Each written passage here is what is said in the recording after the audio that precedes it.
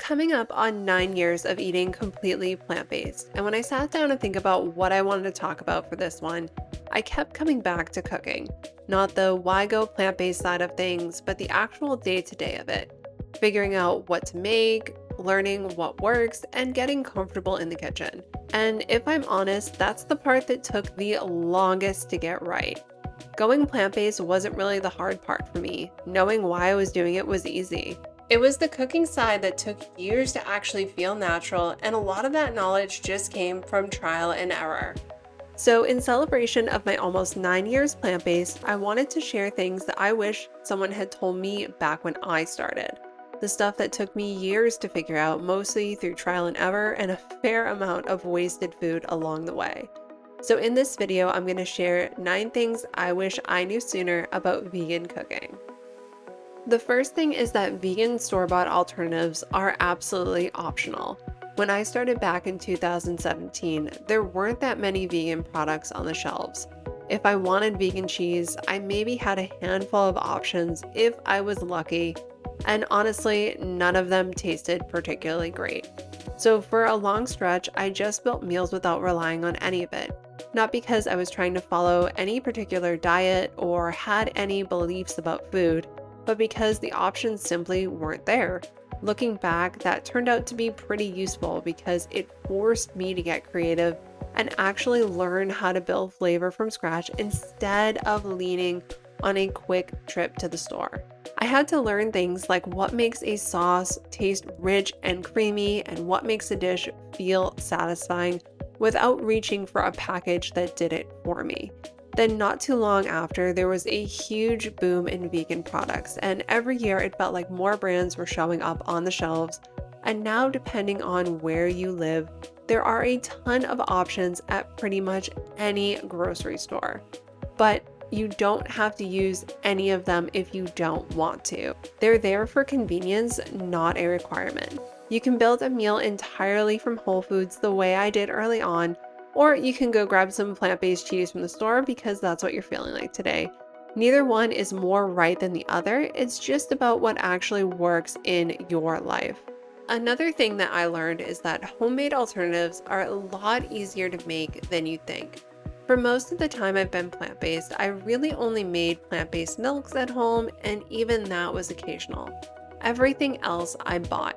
I didn't really start experimenting more with homemade alternatives until the last few years, which is later than I'd like to admit given how long I've been doing this. A large part of the reason it took me so long is that I had built it up in my head that making your own vegan alternatives from scratch is a project that needs to be exactly on point. I assumed making something like your own vegan cheese or butter required special equipment or ingredients I'd have to track down, or a ton of time I wasn't willing to dump into making it. And once I actually tried it, most of the things were a lot simpler to make than that. It doesn't take a huge skill set or a pantry full of specialty ingredients. Most of the intimidation is just in your head before you try it, not the actual process. If there's something that you've been buying every week that you've thought about making yourself, it's worth just trying once. Worst case is that it doesn't turn out the way that you thought it would and you go back to buying it. The best case is you find something you can prep in 15 minutes and never buy again. Another thing that I learned is that you don't have to like an ingredient just because it's popular. For a long time, I really tried to force myself to like jackfruit. Everyone was using it, every recipe looked great, so I figured I just needed to figure out what everyone else was seeing that I wasn't. I'd buy pre-marinated packs, cook them exactly like the recipe said, and then end up throwing the food out because I couldn't get past the texture. It looked great in other people's recipes, it just wasn't translating in mine, and I kept trying over and over because I genuinely thought I was supposed to like it. Like there was something wrong with me if I didn't. Eventually, I found my way to actually liking jackfruit, but only with the plain unmarinated canned version that I can season myself. But that's really beside the point. The point is that you don't owe any ingredient your loyalty just because it's trendy, it's popular, or because it works for everyone else. If something isn't working for you, it's completely fine to set that aside. there's always another option that gets you to the same kind of dish. And that brings me to the next thing I learned is that there is no one right way to make something. One of my favorite things about vegan cooking is how versatile it is. There are a lot of different ways to make the same dish, and none of them are more correct than any of the others. Coming from someone who ate animal products all the time, in my mind, there was only one way to make something. If you're going to make chicken, steak, fish, you pick up that ingredient from the store. And shifting to a number of ingredients you can use to create a dish took me a while to get used to. And a great example of this is a creamy pasta sauce. You could use steamed cauliflower as your base, softened cashews, or silken tofu. All three get you to the same place, creamy and delicious sauce. It just comes down to your preference and what you have on hand that day.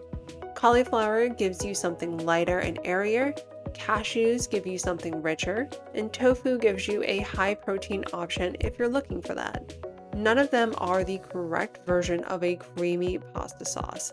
And this applies across a lot of recipes, not just this one, and once that clicked for me, cooking felt a lot less rigid and a lot of possibilities began to open up. Another lesson that I learned is that creativity is your best asset in the kitchen. A lot of people default to thinking that if they can't find one specific ingredient, then they can't make that dish at all.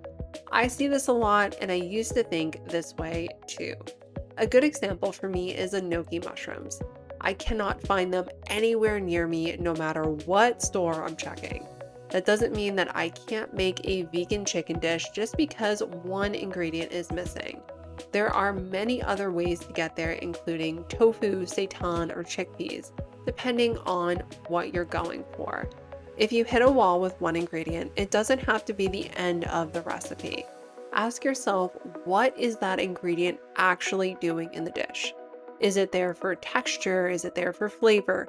Once you know that, it's easier to find something that can do the same job, even if it's not a perfect substitute.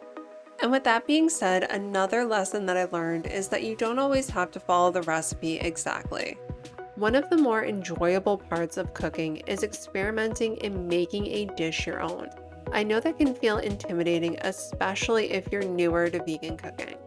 You worry it won't turn out right if you stray from the instructions, especially when you're still building confidence with cooking plant-based in general. Once you feel comfortable making a certain dish, it's worth playing around with a little. A different spice, a new marinade, a different sauce, maybe swapping some ingredients. It's a small habit, but it's one that can lead you to your next favorite meal. Some of the recipes I make most often now started as a small tweak to something I already knew how to make well. It's also an incredibly useful skill for being able to create recipes out of leftover ingredients you have no idea what to do with. And along those same lines, don't be afraid to try something new. If something looks interesting, pick a night where you have more time and actually try it. New recipes always take a little bit longer than the ones you already know by heart, so give yourself the room for that instead of trying to squeeze it into a normal, busy night. You don't need to go all out, but it's worth carving out time every so often to try something new so you don't end up making the same handful of meals on repeat out of habit. It's easy to fall into a rotation of 5 or 6 meals because they're familiar, you know them, you love them, and there's nothing wrong with that most nights. But every so often, giving yourself permission to try something new keeps cooking from feeling stagnant. And one lesson that took me a long time to learn is that if you're always busy, you probably don't hate cooking, you just hate how much time it takes. A lot of the time, cooking feels like a trade-off. Like the more time and effort you put in, the better the food is supposed to be. And if you don't have the time, you're stuck with food that's just tasting okay. And believe me, I struggled with this for a long time. And what I've learned and what I've tried to show on this channel is that it doesn't have to work that way. You can make really good food without spending a ton of time or energy in the kitchen. It's just about how you approach it, not how much time you put in. A 30-minute meal made with intention can taste just as good as something that took 2 hours, and most nights that's exactly what you need. And the last lesson that I learned is that you still need to put some effort into your cooking.